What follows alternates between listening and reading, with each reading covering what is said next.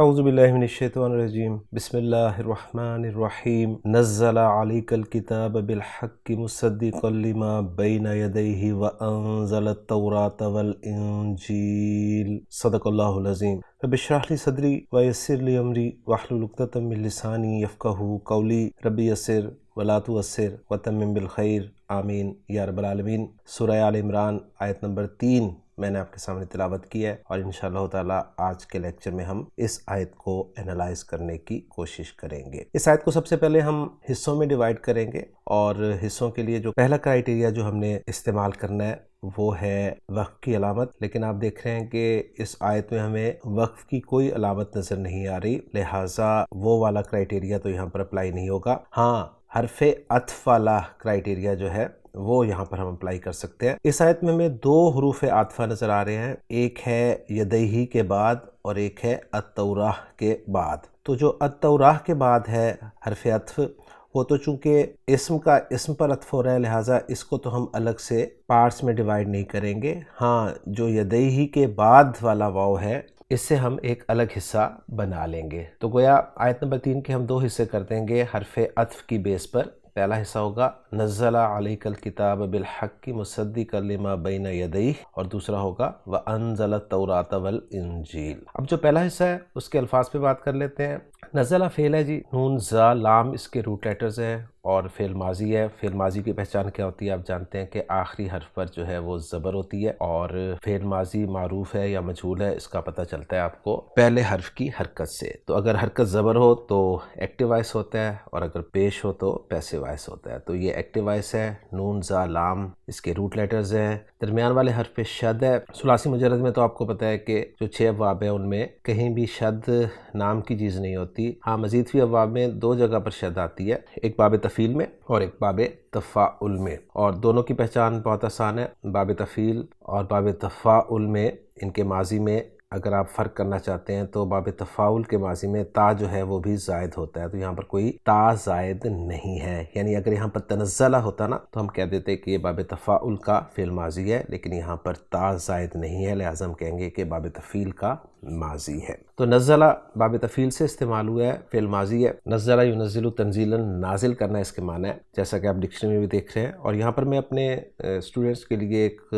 بڑی خوشی کی بات جو ہے وہ شیئر کرنا چاہتا ہوں کہ ہمارے کچھ اسٹوڈنٹس ہیں نیوزی لینڈ اور آسٹریلیا کے، جن میں خاص طور پہ میں مامون کا ذکر کروں گا۔ انہوں نے پرسنلی مجھ سے ملاقات بھی کی تھی پاکستان آ کر، اور الحمدللہ بڑی اچھی ہماری ملاقات ہوئی تھی، جس میں انہوں نے آسٹریلیا میں اور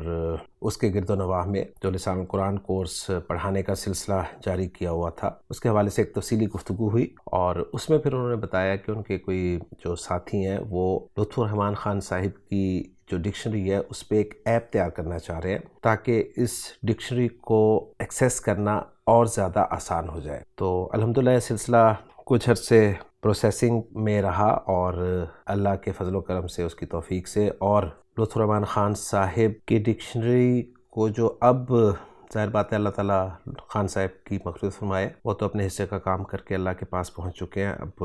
ان کے لیے صدقہ جاریہ جو ہے وہ یہی کام ہے۔ تو ان لوگوں کی اجازت سے پھر یہ جو ہے ایپ تیار ہو گئی ہے۔ اس ایپ کا لنک میں ڈسکرپشن میں دے دوں گا انشاءاللہ تعالیٰ۔ اس ایپ کو استعمال کریں، اور انشاءاللہ تعالیٰ یہ زیادہ ایزی ہو جائے گی آپ کے لیے لفظ ڈھونڈنے میں۔ تو میں خاص طور پہ یہاں پر مامون اور اس کی ٹیم جو ہے اس کا شکریہ بھی ادا کرنا چاہوں گا کہ انہوں نے اتنا اہم کام جو ہے وہ آپ لوگوں کے لیے کر ڈالا ہے۔ اللہ تعالیٰ ان کی زندگی میں برکت عطا فرمائے، اور اس کام کو ان کے لیے صدقہ جاریہ بنائے۔ اگلا لفظ جو ہے وہ ہے الا، جو کہ ریڈ کلر میں آپ کو نظر آ رہا ہے۔ الا حرف جر ہے، اور حرف جر جب بھی آتا ہے آپ کو پتہ ہے اس کے بعد جو ہے وہ اسم ہی ہوتا ہے، اور اسم جو ہے وہ ظاہر بھی ہو سکتا ہے یعنی ناؤن بھی ہو سکتا ہے، اور پروناؤن یعنی ضمیر بھی ہو سکتا ہے۔ تو الا کے بعد اسم آپ کو نظر آ رہا ہے، اور وہ اسم جو ہے وہ اسم ضمیر ہے یعنی پروناؤن ہے، اور ضمیر مجرور متصل ہے، ظاہر بات ہے کیونکہ حرف جر کے بعد ضمیر جو ہے وہ مجرور متصل ہی ہوتی ہے۔ واحد مذکر حاضر کی یہ ضمیر ہے۔ اس کے بعد الکتاب کا لفظ آپ منصوب دیکھ رہے ہیں، معرفہ ہے، مذکر ہے اور واحد ہے۔ اس کے بعد با حرف جر ہے، حرف جر کے بعد جیسا کہ میں نے کہا کہ ہمیشہ اسم ہی آئے گا، لہٰذا آپ کو الحق جو ہے یہ اسم مجرور نظر آ رہا ہے جو کہ واحد ہے، معرفہ ہے اور مذکر ہے۔ مصدقاً آگے پھر آپ کو ایک اسم نظر آ رہا ہے، باب تفعیل سے یہ اسم الفاعل کا صیغہ ہے، صاد، دال اور قاف اس کے روٹ لیٹرز ہیں جیسا کہ آپ اسکرین پہ دیکھ رہے ہیں۔ صدق یصدق تصدیقاً، تصدیق کرنا اس کے معنی ہوتے ہیں، اس سے پھر مصدقن اسم الفاعل جو بنتا ہے اس کے معنی ہوتے ہیں تصدیق کرنے والا۔ مصدقاً یہاں پر نکرہ استعمال ہوا ہے، منصوب ہے، واحد ہے اور مذکر ہے۔ ترکیب میں اس کو دیکھیں گے کیا بن رہا ہے۔ اس کے بعد اگلا جو لفظ ہے وہ ہے لام، جو کہ حرف ہے۔ بہت طرح کے لام جو ہیں لسان القرآن کورس میں ہم نے پڑھے تھے۔ سب سے پہلا لام تھا جی لام تعریف، جو کہ اسم سے پہلے آتا ہے، ساکن ہوتا ہے۔ ہاں، اس کو آگے ملانے کے لیے زیر دی جا سکتی ہے، لیکن اس لام تعریف سے پہلے عام طور پہ حمزہ وصل جو ہے وہ آپ کو نظر آ رہا ہوتا ہے، تو یہ لام تعریف تو ہے نہیں۔ اس کے بعد لام جارہ جو ہے اس کی طرف اگر آئیں تو وہ زیر والا ہوتا ہے اگر اسم کے ساتھ استعمال ہو یعنی ناؤن کے ساتھ استعمال ہو، اور زبر والا ہوتا ہے اگر پروناؤنز یعنی ضمائر کے ساتھ استعمال ہو۔ باقی جو دو لام ہیں، لام امر اور لام کئی، وہ فعل مضارع کے ساتھ آتے ہیں، لہٰذا یہ تو بات کلیئر ہے کہ لام کے بعد یہاں پر آپ کو ما نظر آ رہا ہے تو فعل مضارع تو ہے نہیں، ظاہر بات ہے،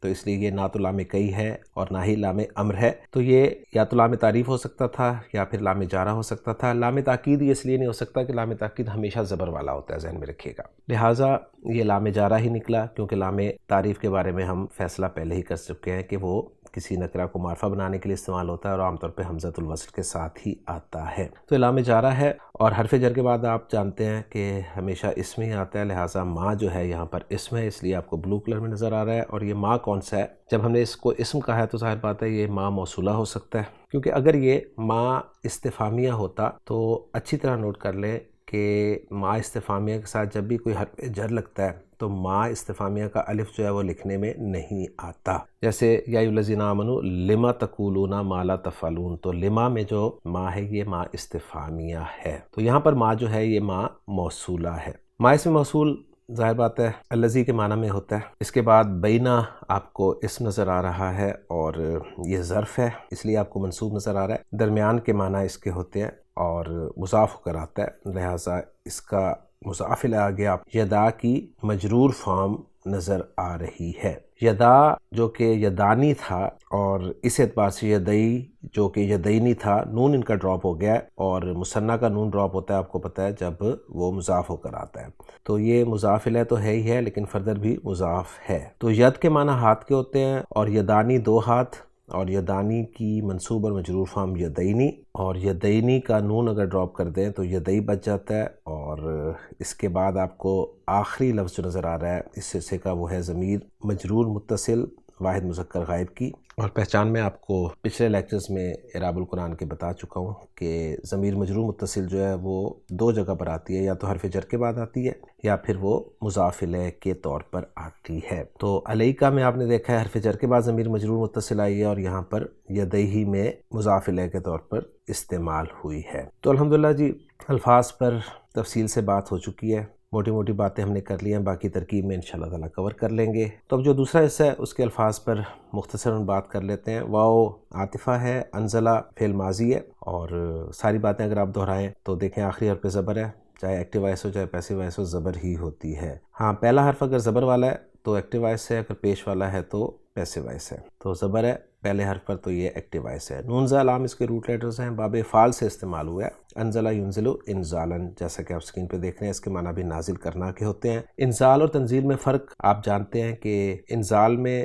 نازل کرنا جو ہے یہ یک بارگی ہوتا ہے، جبکہ تنزیل میں نازل کرنا جو ہے وہ تدریجاً ہوتا ہے۔ التوراۃ والانجیلہ، التوراۃ اور الانجیلہ دو اسماء ہیں، اور جیسا کہ آپ خوب جانتے ہیں کہ یہ آسمانی کتابوں کے لیے استعمال ہوتے ہیں۔ التوراہ جو ہے یہ حضرت موسیٰ علیہ السلام پر نازل کی گئی تھی، اور الانجیل جو ہے حضرت عیسیٰ علیہ السلام پر نازل کی گئی تھی۔ واو بیچ میں عاطفہ ہے، تو الحمدللہ جی دوسرے حصے کے الفاظ پر بھی بات ہماری مکمل ہو چکی ہے۔ اب ہم اعراب کی طرف چلیں، تو جو پہلا جملہ تھا نزل علیک الکتاب بالحق مصدقا لما بین یدیہ، اس میں نزلہ فعل با فاعل ہے، فاعل میں نے ساتھ اس لیے بول دیا ہے کہ آگے مجھے مرفوع اسم کوئی نظر نہیں آ رہا، اور یہ جملہ میں نے اس لیے بھی کہا ہے کہ یہ پہلا صیغہ ہے، اگر پہلے اور چوتھے سیغے کے علاوہ کوئی سیغہ ہوتا تو پھر تو کنفرم تھا کہ فعل با فاعل ہی ہے، لیکن اگر پہلا یا چوتھا سیغہ آ جائے تو اس کا فاعل آگے آ سکتا ہے، اس لیے میں نے یہ بات کی ہے کہ آگے مجھے مرفوع اسم کوئی نظر نہیں آ رہا۔ تو نزلہ فعل با فاعل ہے، نزلہ لفظی ترجمہ ہوگا نازل کیا اس نے، اور ہوا کی ضمیر ظاہر بات ہے جو اس کا فاعل ہے اس کے اندر وہ اللہ تعالیٰ کی طرف لوٹ رہی ہے۔ علیکا جار مجرور ہے، یہ متعلق ہو جائے گا نزلہ فعل کے، یعنی آپ پر، لفظی ترجمہ میں کر رہا ہوں۔ نزلہ علیکا، اس نے نازل کیا آپ پر، کیا نازل کیا؟ وہ مفعول بھی ہوگا جو منصوب ہونا چاہیے، لہٰذا الکتابہ آپ کو منصوب نظر آ رہا ہے۔ اسٹوڈنٹس عام طور پر پوچھتے ہیں جی یہ آگے پیچھے ہو سکتے ہیں، تو بالکل ہو سکتے ہیں جی، اس میں کوئی ایسی پریشانی والی بات نہیں ہے، اعراب سے آپ کو پتہ چلے گا کہ فاعل کون ہے، مفعول کون ہے۔ تو نزل الکتابہ علیکا تھا، لیکن آپ کے سامنے آ رہا ہے نزل علیک الکتابہ، اس نے نازل کیا آپ پر کتاب کو۔ بالحق کی جار مجرور ہے، اور اس کو ہم اگر نزلہ کے متعلق کریں تو ہو تو سکتا ہے کہ اس نے نازل کیا آپ پر کتاب کو حق کے ساتھ، یعنی اس نے حق کے ساتھ نازل کیا، یہ بھی ٹھیک ہے، لیکن چونکہ یہ جار مجرور جو ہے الکتابہ معرفہ کے بعد آ رہا ہے، تو معرفہ کے بعد جار مجرور آ جائے تو وہ حال بن سکتا ہے، لہٰذا اسے ہم کتاب کا حال بھی بنا سکتے ہیں کہ اس نے نازل کیا آپ پر کتاب کو، ٹھیک ہے، اور اس کتاب کا حال یہ ہے کہ یہ حق کے ساتھ ہے۔ اس کے بعد اگر ہم سے مصدقاً، اس کے بارے میں ہم تفصیل سے بات کر چکے ہیں کہ اسم الفاعل کا صیغہ ہے، باب تفعیل سے صدق یصدق تصدیقاً، تصدیق کرنے والا، اور یہاں پر یہ جو منصوب استعمال ہوا ہے تو یہ بھی حال کے طور پہ استعمال ہوا ہے، نہیں تصدیق کرنے والا ہوتے ہوئے۔ اب یہ تصدیق کرنے والا جو ہے کس کا حال ہے، تو اس کے بارے میں ظاہر بات ہے یہ الکتاب کا دوسرا حال ہو سکتا ہے، سمپل سی بات ہے کہ کتاب کے دو حال ہیں، کہ ایک تو وہ کہ وہ حق کے ساتھ ہے، اور دوسرے وہ کہ وہ تصدیق کرنے والی ہے، اور محمود حافظ صاحب نے مصدقاً کو جو ہے وہ علیکہ میں جو کاف ضمیر ہے اس کا حال قرار دیا ہے۔ آسان بات یہ ہے کہ یہ کتاب کا ہی حال ہے۔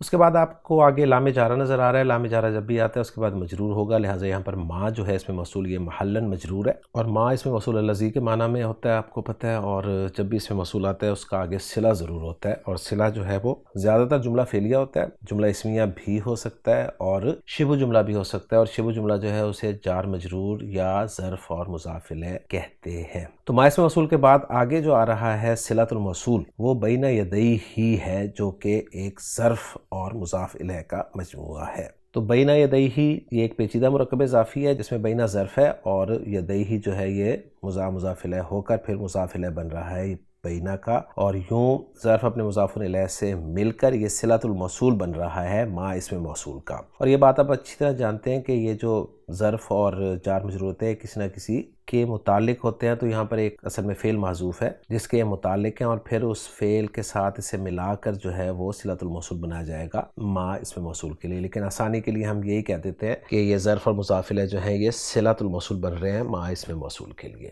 بہرحال ما اسم موصول اپنے صلۃ الموصول سے مل کر محلاً مجرور ہوا لام جارہ کے لیے، اور یہ لام جارہ اپنے مجرور سے مل کر مصدقاً کے متعلق ہے، کیونکہ جار مجرور ہم جانتے ہیں جن 8 چیزوں کے متعلق ہو سکتے ہیں ان میں ایک اسم الفاعل بھی ہوتا ہے، تو لما بین یدیہ کو ہم متعلق کر دیں گے مصدقاً کے، اور محمود حافظ صاحب کی ایک رائے میں دیکھ رہا تھا کہ انہوں نے کہا ہے کہ یہ لام جو ہے لام تقویہ ہے، اور ما بین یدیہ جو ہے یہ مصدقاً جو صیغہ اس میں فاعل ہے اس کے لیے محلاً منصوب مفعول بھی استعمال ہو رہا ہے، اور لام تقویہ اس کو اس لیے انہوں نے کہا ہے کہ صدق یصدق جو ہے وہ پریپوزیشن کے بغیر آتا ہے، تو یہاں پر جو پریپوزیشن لکھی ہوئی ہے یہ تقویت کے لیے لام جو ہے یہاں پر استعمال کیا گیا ہے، تو یہ ذرا ٹیکنیکل سی رائے ہو جاتی ہے۔ سمپل رائے جو ہے وہ یہی ہے کہ لما بین یدیہ کو آپ جار مجرور کر کے متعلق کر دیں مصدقاً کے۔ تو الحمدللہ جی پہلا حصہ جو ہے ہمارا مکمل ہو جاتا ہے، یعنی نزلہ فعل اپنے فاعل، اپنے متعلق، اپنے مفعول بھی سے مل کر جملہ فعلیہ بن گیا۔ باقی چیزیں تو آپ کو پتہ ہے، بالحقی حال ہے الکتاب کا، مصدقاً حال ہے الکتاب کا، اور لما بین یدیہ جو ہے یہ متعلق ہے مصدقاً کے۔ تو مین پارٹ جو ہے جملہ فعلیہ کے فعل، فاعل، مفعول اور متعلق وہ آپ کے سامنے آ چکے ہیں۔ تو الحمدللہ جی پہلا حصہ ہمارا گرامیٹیکلی انالائز ہو گیا۔ اب جو دوسرا حصہ ہے اس کے اعراب کی طرف چلتے ہیں۔ واو عاطفہ انزلہ فعل با فاعل، ہوا ضمیر مرفوع متصل اس کا فاعل ہے، آگے مرفوع اسم کوئی نظر نہیں آ رہا اس لیے میں نے ہوا ضمیر کو اس کا فاعل جو ہے وہ قرار دیا ہے۔ انزلہ اسے نازل کیا، کیا نازل کیا؟ مفعول بھی چاہیے تو التوراۃ مفعول بھی کے طور پہ ہے اس لیے منصوب ہے۔ واو عاطفہ ہے اور الانجیلہ یہ بھی منصوب ہے۔ اب اس کا عطف جو ہے وہ التوراہ پر ہے، گویا التوراتا معطوف علیہ ہے، واو عاطفہ، الانجیل معطوف علیہ اپنے معطوف سے مل کر مفعول بہ بنا انزلہ فعل کے لیے، اور انزلہ فعل اپنے فاعل اور مفعول بہ سے مل کر جملہ فعلیہ بن گیا، اور ترجمہ سمپل ہے، اور اسے نازل کیا تورات اور انجیل کو۔ تو الحمدللہ جی ہم نے اپنی ورکنگ جو ہے وہ مکمل کر لی ہے۔ محمود صافی صاحب کی ورکنگ جملوں کے حساب سے اگر میں آپ کے سامنے رکھوں تو انہوں نے کہا ہے کہ جی نزل علیہ کا جملہ جو ہے فی محل رفع خبر رابع للمبتدا اللہ، یعنی اللہ کے لیے، جو پچھلی آیت میں تھا نا اللہ لا الہ الا ہو، اس میں اللہ مبتدا بنایا تھا، اس کی پھر ہم نے خبریں بنائی تھی، 3 خبریں بنائی تھی، تو انہوں نے کہا کہ یہ چوتھی خبر ہے اس کی، نزل علیک الکتاب، اور جملہ انزل التوراتا کو انہوں نے فی محل رفع معطوف علی جملہ نزلہ قرار دیا ہے۔ تو الحمدللہ جی آیت نمبر 3 ہماری مکمل ہو چکی ہے، اب رہ گیا اس آیت کا ترجمہ، تو وہ ترجمہ بھی دیکھ لیتے ہیں عبدالسلام صاحب کا۔ انہوں نے ترجمہ کیا ہے کہ نزل علیک الکتاب بالحق کی، اس نے تجھ پر یہ کتاب حق کے ساتھ اتاری، مصدقا لما بین یدیہ، اس کی تصدیق کرنے والی ہے جو اس سے پہلے ہے، وانزل التوراۃ والانجیل، اور اس نے تورات اور انجیل اتاری۔ تو الحمدللہ جی آیت نمبر 3 سورہ آل عمران کی ہماری گرامیٹیکلی مکمل ہو گئی ہے۔ انشاءاللہ تعالیٰ اگلے لیکچر میں اگلی آیت کے ساتھ آپ سے ملاقات ہوگی۔ سبحانک اللہم و بحمدک، اشہد ان لا الہ الا انت، استغفرک و اتوب الیک۔